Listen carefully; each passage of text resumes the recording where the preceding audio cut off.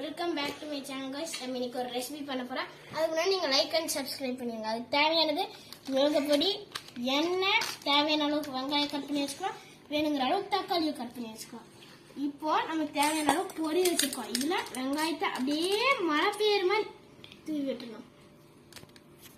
Next step, தக்காளியுமே அப்படியே தூவி விட்டுறணும்.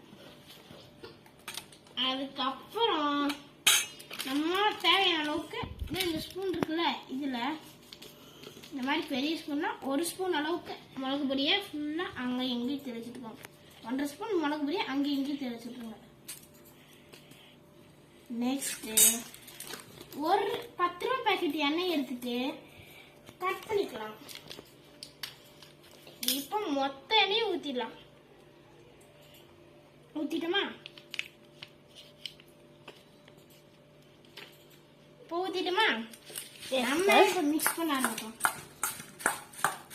இதுக்கு தமிழ்ல இதோட பேர் வந்து இது காரப்பொரி. சால்ட் போடணும். வெயிட் பண்ணுங்க ஒரு நிமிஷம்.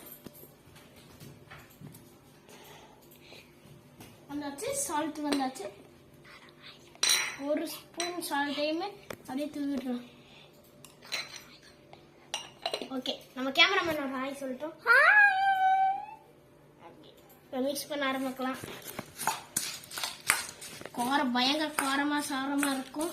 சாப்பிடும்போது பார்த்து வெங்காயம் எடுத்து கண்ணில் கீழே வச்சிட பாருங்க.